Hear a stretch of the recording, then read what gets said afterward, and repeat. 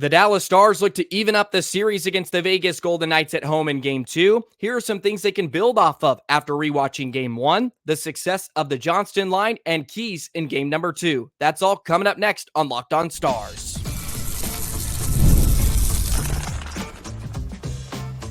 You're Locked On Stars, your daily podcast on the Dallas Stars, part of the Locked On Podcast Network, your team every day. Howdy, Stars fans, and welcome back to another episode of Locked On Stars, part of the Locked On Podcast Network, your team every single day. It's a pleasure to be with you. I'm Joey Erickson, former producer of 105 Through the Fan. Please be sure to subscribe. We are free and available wherever you get your podcasts and on YouTube. And as always, thank you so much for making us a part of your day and making us your first listen. Game number 2 between the VGK and Dallas Stars as the Stars look to tie the series up at 1 apiece before heading to Vegas for Game number 3. I was very intrigued scrolling through the comment section on my Game 1 reaction episode from yesterday, and there seemed to be a lot of mixed feelings. Some thought I was giving too much credit to the Vegas Golden Knights. Some thought I wasn't being critical enough of the Dallas Stars. So I thought, you know what? I'm going to go back. I'm going to rewatch Game number 1, and I'm going to get a sense for what I saw. It can be really hard to separate our emotions and feelings and what is actually happening on the ice, especially during the Stanley Cup playoffs. And I'll admit, I overreacted to Game number 1. So I thought this was a great opportunity to rewatch, get a sense for what was going on. And I found a lot of positives that I think the Stars can build off of. And maybe it will provide some of you Stars fans some hope moving on in this series. So I'm going to try to spell those out for you in today's episode. Today's episode is brought to you by FanDuel. Make every moment more. Right now, new customers get $150 in bonus bets guaranteed. That's $150 win or lose. Visit FanDuel.com/lockedon to get started. So I think multiple things can be true about game number 1. The Vegas Golden Knights did not play their best game, and they still won. The Dallas Stars did not play their best game, and they hung around until the very end. But one thing that should not get twisted, and I don't want to twist, is the Dallas Stars outplayed the Golden Knights in Game 1. Simple as that. They outplayed them. They outshot them 29-15. They outchanced them 30-20. Their expected goals for were higher. Their expected goals against was lower. They did a lot of good things right in game number 1. I thought Vegas was the more opportunistic team in the game, which of course led to their 4-3 victory. They scored on both of their power plays, and they got a few bounces here and there that led to some great chances. And the Stars also made some mistakes that led to some of their chances. But overall, the Stars played a very, very good game against a tough Vegas squad. The scary part to this whole thing is that's the first time Vegas has played with that lineup fully healthy. That's the first time they've trotted out that lineup in a game before. So hopefully they don't continue to find chemistry or continue to find their rhythm here in this series. Otherwise, it could be really, really tough for the Stars. But I thought Dallas played a really, really strong hockey game. And something I took away from game number 1, especially in that first period, because that's really where the Stars lost the game, was the Stars just really struggled with their zone exits. They just couldn't find ways to get out of their defensive zone. That really wasn't the case, I felt like, rewatching game 1. They were able to get out of their zone. What they really struggled with was making plays through neutral ice, connecting passes, and creating chances off the rush, carrying the puck into the attacking zone with speed. And I thought you have to give a lot of credit to Vegas for that, because their defenders kept a really, really tight gap. Every time a forward or a winger had the puck for the Stars at the red line, there was a Vegas defender on him right away.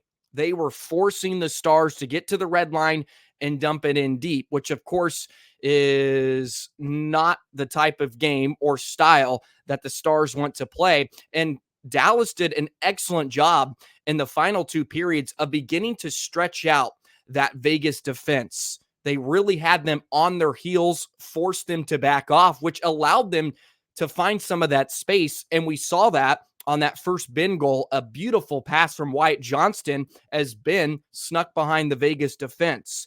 I thought Vegas was really, really cautious of the Stars' speed. They were backing up. They were allowing the Stars to come at them all in front of them, especially in the second and third periods. Of course, I think the score dictated a lot of what Vegas was trying to do, because in really the last 38 minutes of the game, the Stars limited their chances.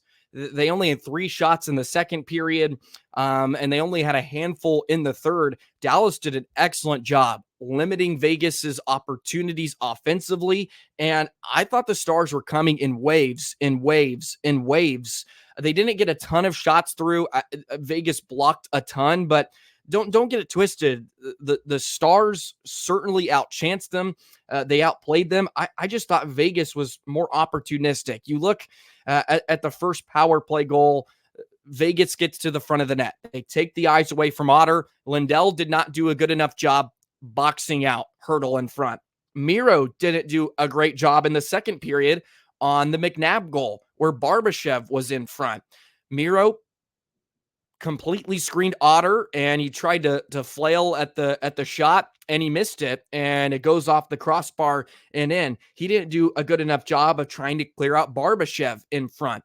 And that was something that I think the Stars have to be better at, is especially in front of their own crease. But I don't think it was as bad as I initially thought coming out of game one.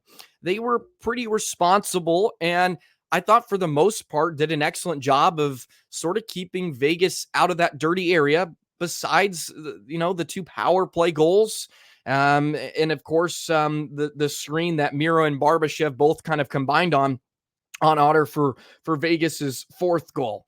And there is a caveat.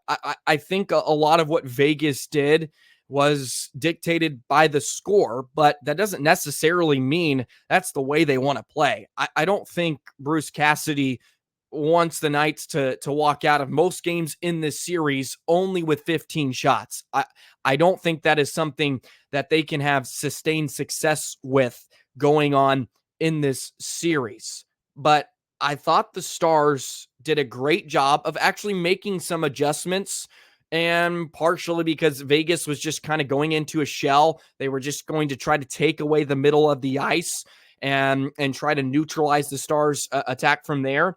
I thought Dallas did an excellent job of getting to their game. They just didn't get to their game quick enough because they took a penalty within the first minute of the game. It comes back to bite you. Also, the Suter goal that was overturned really, really took a lot out of them. If that Suter goal counts, you tied the game at 1. It kind of gives the Stars a fresh start. You're tied at 1, and maybe you can get rolling. But that goal being overturned, and then moments later, Vegas scoring, it felt like a gut-wrenching point in the hockey game. And yes, the Stars have to respond. But, I mean, I wrote down multiple times in that first period that I thought was atrocious from the Stars. Great response after the goal. Great response. They really controlled the pace of play and tempo after each goal they gave up in the first period. I thought they played really, really well. They had Vegas on their heels. There was just some bounces in moments within the period that kind of stripped the momentum away. The Marchment call was extremely soft, of course.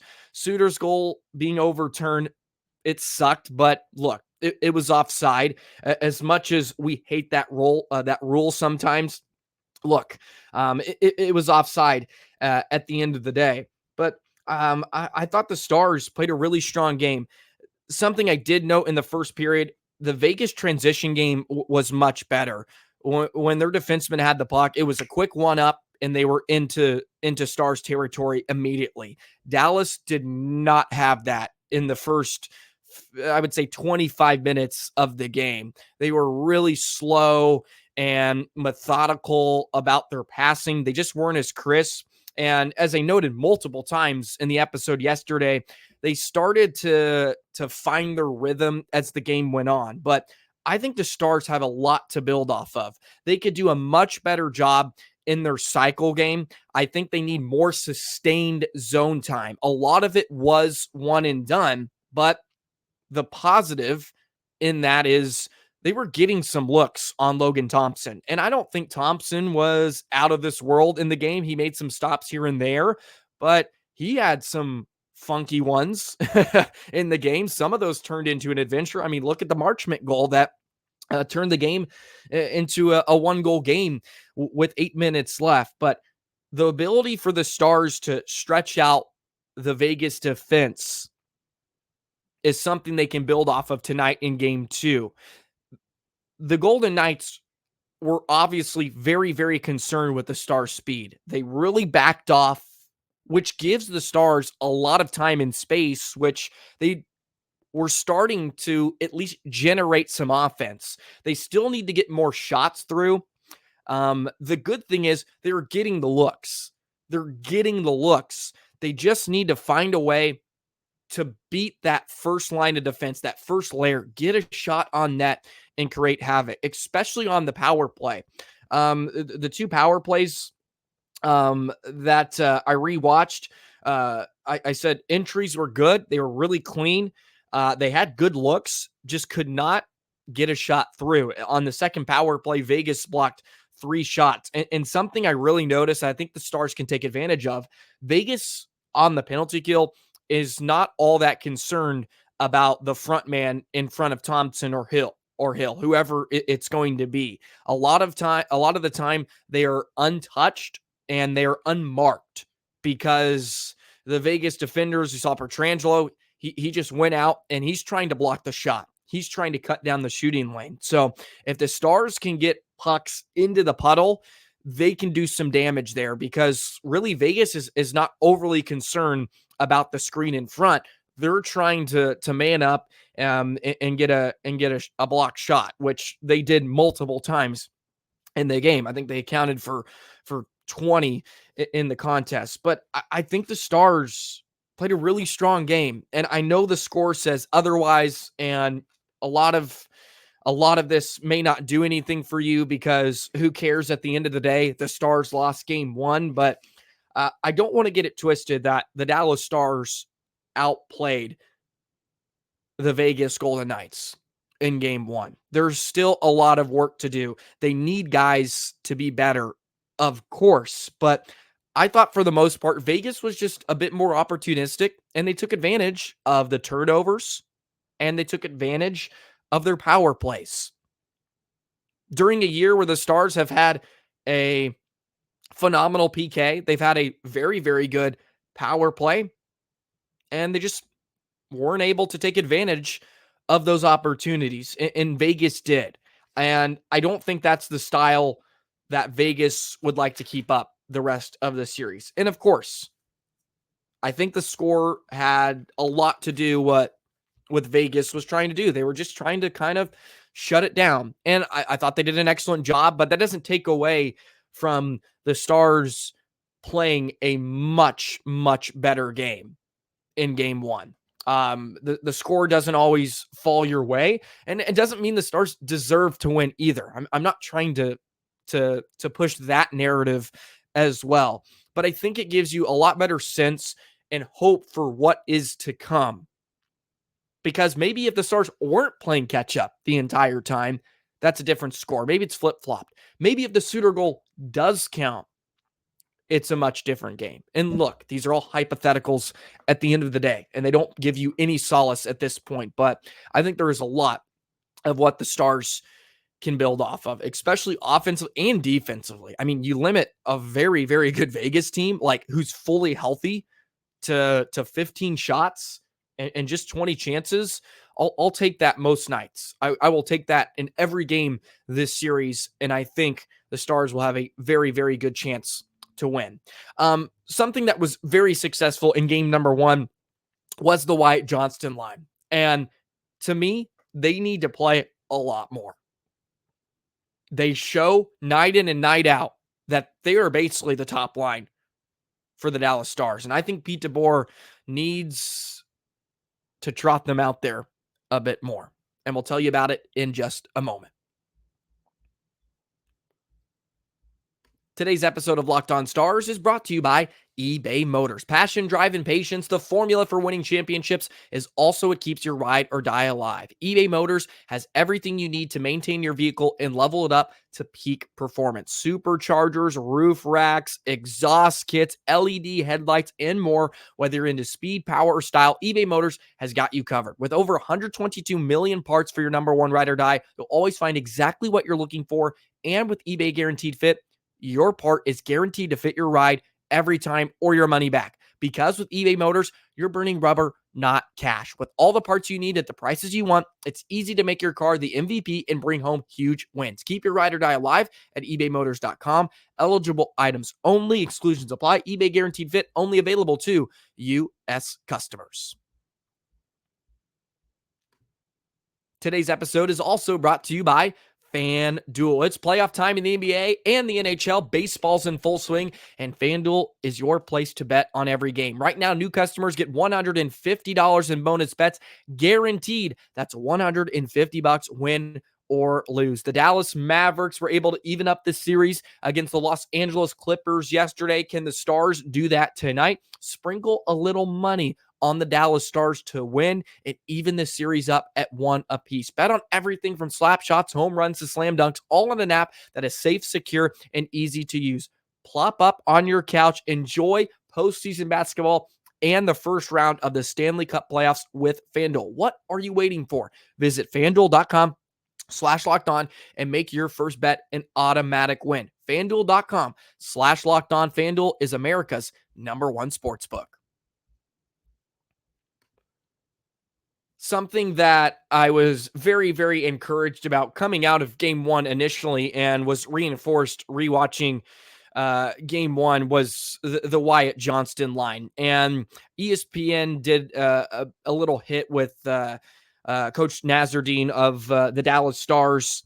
And he basically said they were our best line in the game so far because of their relentlessness. They just continued to be relentless on the puck and their puck pressure, and he would like the other Stars forwards and lines to follow suit. And I could not agree more. I thought Stankoven was probably the best player on the ice in the game. At 21 years old, in his first Stanley Cup playoff game, I thought he was the best forward on the ice in the game. And maybe that is a bit concerning. I don't think you want that moving forward, but it's a good sign that the moment wasn't too big for him. I mean, that strip on Mark Stone to set up Robertson on the robo goal on the first was just exquisite, and everything you love about Logan Stankoven.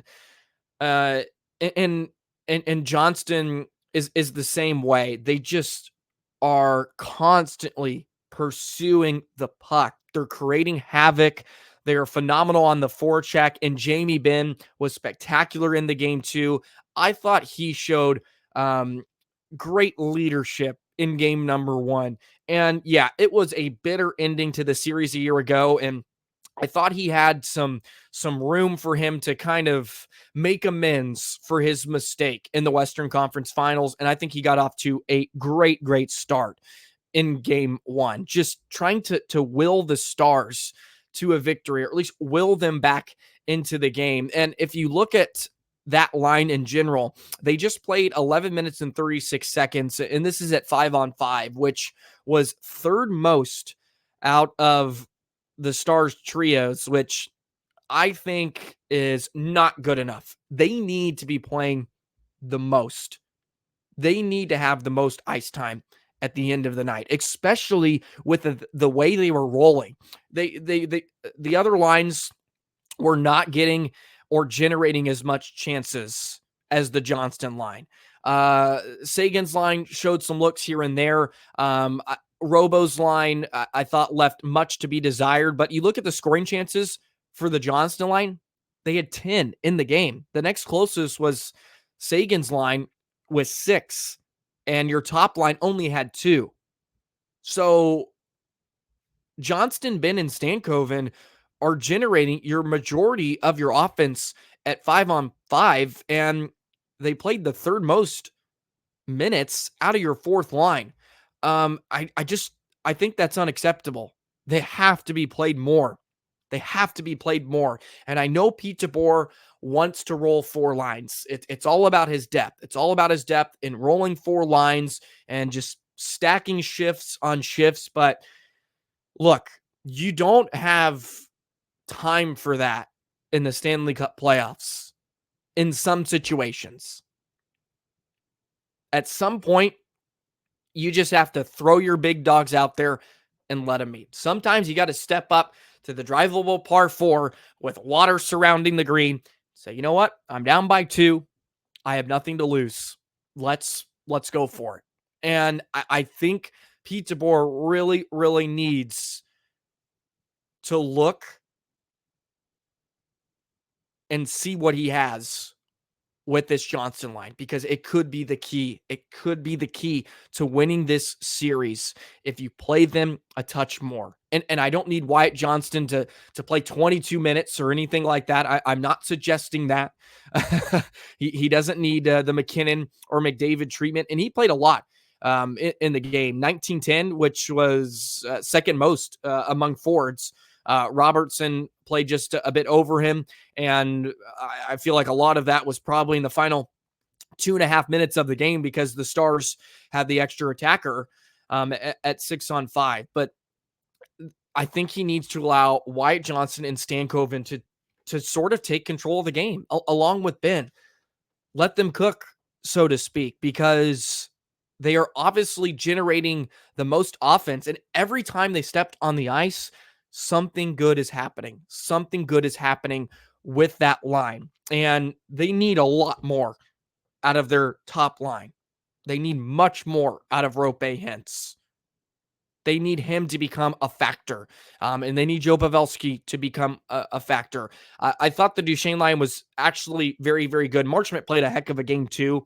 I want to show him some love after game 1. But this Johnston line has a chance to, I think, really be the difference in the series, because Vegas is deep, but I don't know if they have that much talent as far down their 4 groups as Johnston and Stankoven. Those two just feel like they can create a ton of havoc and chaos for the Knights defenders, and they did in the game. And I think they're a great example of what the Stars need to be doing night in and night out, shift after shift, because it's real simple stuff. It is real simple stuff. I mean, it is just go get the pill by whatever means necessary and get it on net. Create looks, generate some offense. So yeah, I thought the Johnston line was great. And I mean, 10 scoring chances in the game, which was first most. They need some more minutes. They need some more minutes. They deserve it. And you're going to need some goals here to defeat the VGK in this series. Alrighty, let's talk about some keys to game number 2. I have 3 keys here in game number 2 tonight that the Dallas Stars want to win and tie up the series at 1 apiece, heading to Vegas for game number 3. I would love to hear your thoughts too, if you think it's a must win. I kind of subscribe to that fact just because the Stars have home ice advantage. This feels like a must win.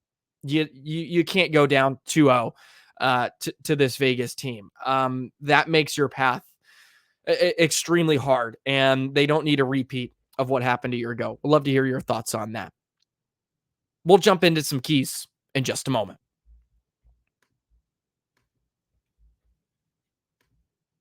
Today's episode of Locked On Stars is brought to you by Sleeper. Sleeper is the perfect place to play daily fantasy hockey. It is the official daily fantasy app of the Locked On NHL network. And of course, you can make 100 times your cash playing in daily fantasy hockey contest. All you have to do is pick the studs of the National Hockey League. You have the McKinnons, you have the Ovechkins, the McDavids. They're all in the Stanley Cup playoffs. You pick more or less for certain sleeper projections for things like goals, assists. You can even pick a goaltender and do saves, plus, minus, whatever you want in a given game. And if you correctly predict the outcome of 8-player stats, you could win 100 times your bet on Sleeper. You heard me, Stars fans, 100 times your bet playing daily fantasy hockey with Sleeper. So start paying attention, nail your picks, and you could start winning big. Use promo code LOCKEDONNHL. You'll get up to $100 match on your first deposit. Terms and conditions apply. That's code LOCKEDONNHL. See Sleeper's terms of use for details and location availability.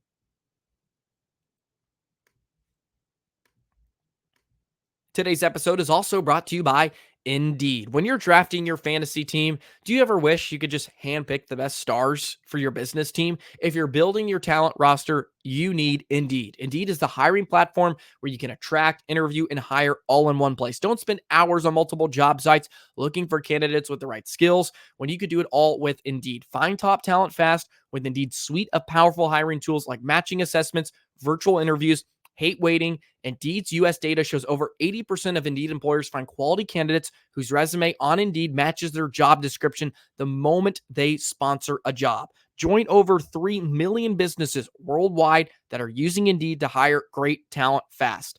Indeed knows when you're growing your business, you have to make every dollar count. That's why you need Indeed. You only pay for quality applicants that match your must-have job requirements. Visit Indeed.com/lockedon to start hiring now. Just go to Indeed.com/lockedon.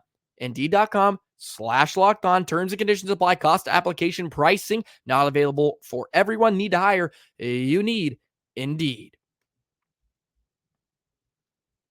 Okay, I have 3 keys for the Dallas Stars in game number 2 versus the VGK if they hope to be victorious and even up the series at 1 apiece heading to Vegas. And some of these, of course, are some reactions to game number 1, but I think they definitely fall into a key here tonight. Key number 1, and this may be a cop out because it should always be a key, but Jake Oettinger.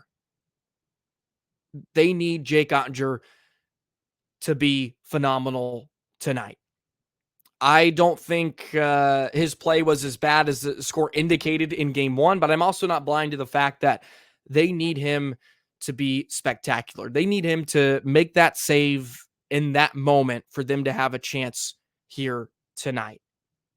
He just has to be Jake Oettinger because the Stars are going to break down. They will break down at some points, and he is the last line of defense, whether you like it or not. And he just needs to come up with some huge saves, keep them in the game, especially during those stretches where the Stars are on their heels a bit. And if he can do that, that'll bode extremely well for the Stars here tonight in game number 2. Key number 2, continue to stretch out the Vegas defense. Put pressure on the Vegas defense with your speed and create chances off the rush. Get second chance opportunities off rebounds, block shots on the attack. Maybe you can generate some more looks that way because Vegas is a really strong team, especially in their defensive zone. They just kind of take the slot away, and Dallas really struggled to get shots through. If they can create some looks off the rush, which I thought they did a pretty decent job of in game 1, they just really struggled just getting pucks through, and sometimes it just fizzled out.